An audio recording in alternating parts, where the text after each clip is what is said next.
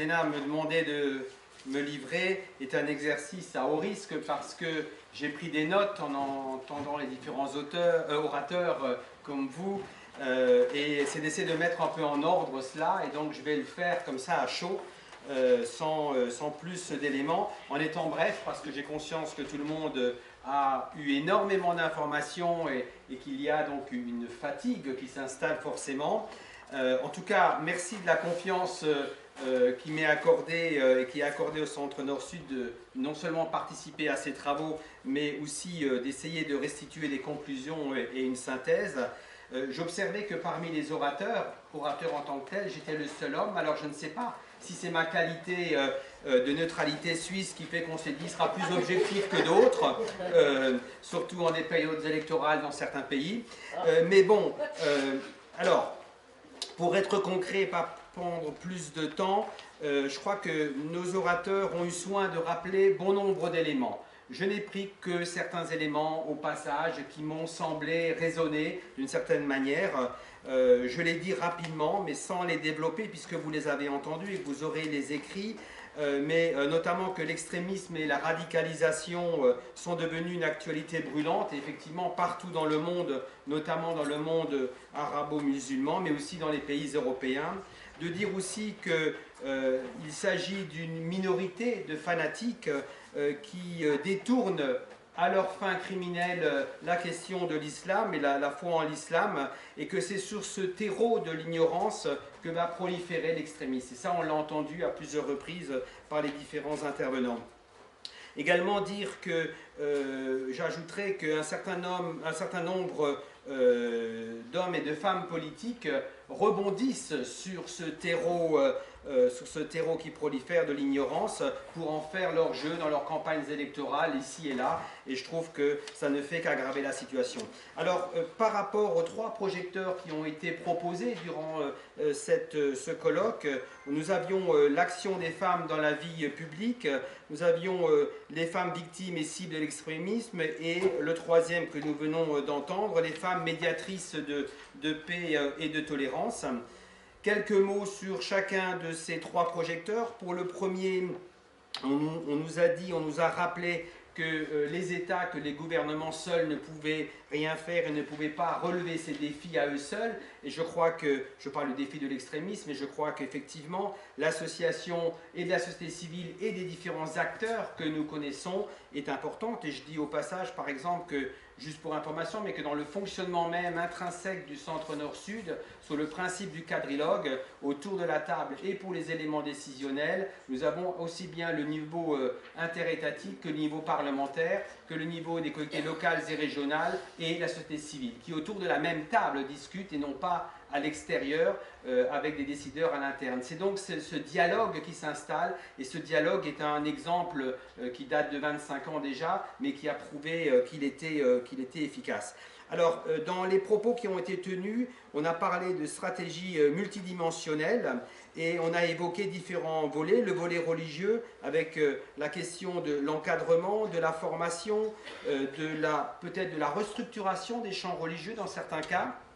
On a parlé du secteur socio-économique, de la lutte contre la pauvreté, de la lutte contre l'exclusion et de tous les travers qui pouvaient en découler. Aussi de l'action politique, et que cette action politique devait donner confiance et espoir aux jeunes, devait favoriser la participation des femmes au processus politique et au processus décisionnel. Et on disait notamment que l'exemple belge, que l'accompagnement et l'insertion étaient un élément important aussi dans cette démarche,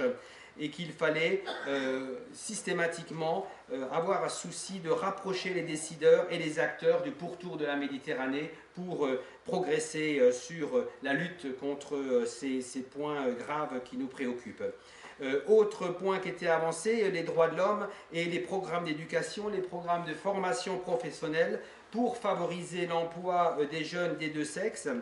Il était rappelé des exemples, notamment l'expérience du Maroc et les initiatives de Sa Majesté le roi Mohamed VI qui vise à combattre l'extrémisme au sein du monde musulman et qui mérite aussi d'être, en termes de processus, d'être non seulement salué mais copié, parce qu'effectivement, dans un cadre particulier, certes qui est celui du Maroc, mais qui peut-être peut donner des exemples ailleurs, et surtout dans la synergie que nous devons avoir les uns les autres. Donc la priorité est de combattre cette ignorance par un enseignement de l'islam, un enseignement du fait religieux, mais aussi, je rajouterai, des autres religions, parce que là, on met le focus sur l'islam, mais les autres religions sont aussi méconnues, et l'oratrice tout à l'heure, lorsqu'elle parlait de la chrétienté notamment, le soulignait au passage. Dire que, je l'ai évoqué, les systèmes éducatifs doivent être pris vraiment dans une vision holistique, c'est-à-dire pas simplement parler de l'éducatif au sens de l'école, apprentissage, connaissance, c'est un élément important, mais aussi en termes de posture, d'éducation et de permettre à l'individu de devenir une femme ou un homme à part entière. Sous le volet des femmes victimes et cibles de l'extrémisme, ce projecteur a rappelé que c'était un défi de tous les jours, que bien trop souvent les femmes étaient les premières victimes de cet extrémisme, notamment lorsqu'elles sont utilisées comme armes au sens large du terme. Et il était dit aussi que, en fait, sur un autre volet, les femmes sont peut-être certainement, et ça a été argumenté, les mieux placées pour constater les signes de la radicalisation, et qu'elles étaient de ce fait des lanceurs d'alerte. On a même parlé de cette relation charnelle avec la vie et cette proportion forte chez la femme à l'empathie plus fortement que chez l'homme. Je ne fais que répéter ce qui a été dit. J'en arrive au troisième projecteur qu'on a entendu juste maintenant, les femmes médiatrices de paix, de paix et de tolérance. Avec la place de la femme dans une société, on disait c'est un indicateur de développement et un indicateur de modernité. Et je crois que les exemples qui ont été donnés rappelaient que sous le triptyque de l'égalité des droits de l'homme, sous celui de l'accès à l'éducation et sous celui de l'engagement, de l'entrepreneuriat au féminin, tout ceci était des facteurs de croissance économique et que nous allions retrouver ces croissances économiques dans l'évolution et les combats contre les extrémismes. Autre élément, la femme favorise la souplesse cognitive, l'empathie, je ne fais à nouveau que répéter, elle permet de passer d'un cadre de référence à un autre cadre de référence et elle est vraisemblablement un élément majeur, enfin je dis vraisemblablement, c'est une interprétation en part, il a été dit qu'elle est un élément majeur du dialogue entre les religions, il faut que je sois plus juste dans mon propos. Alors, pour aller à la conclusion, ou en guise de conclusion, je crois que c'est des travaux, je ne vais pas le développer, mais qui nous préoccupent aussi dans le cadre du Centre Nord-Sud, avec l'Assemblée parlementaire du Conseil de l'Europe, où la question du rôle des femmes, notamment dans les situations de migration, le rôle également des diasporas, l'impact des diasporas sur l'ensemble de ce processus et la nécessité de travailler avec les diasporas, les directives du Comité des ministres du Conseil de l'Europe dans la lutte contre la radicalisation, autant d'éléments qui viennent converger dans les travaux du Centre Nord-Sud. Mais pour la conclusion à proprement parler de nos travaux, je dirais qu'il faut réaffirmer que l'islam n'est pas cette dérive extrémiste et radicale que certains voudraient mettre en place, ce besoin du rejet des stéréotypes tel qu'il a été évoqué par certains, et qu'il faut que nous puissions agir pour que les femmes premières victimes, comme on disait tout à l'heure, des positions extrémistes et du radicalisme, puissent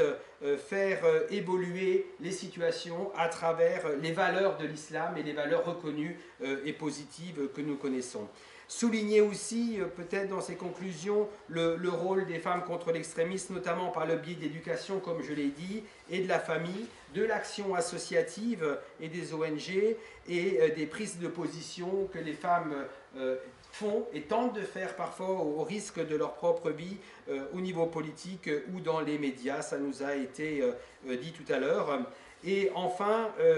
de remercier les uns et les autres qui ont participé et contribué à ces travaux de cette journée, bien sûr l'ISESCO et la FACOM, bien sûr l'Union pour la Méditerranée, mais aussi la Fondation Hassan II pour les Marocains de l'étranger, l'Observateur des sociologies politiques, le Centre Sud, etc. Et tous ceux que j'oublie, et vous m'en excuserez, mais en tout cas les orateurs. Je terminerai pour dire que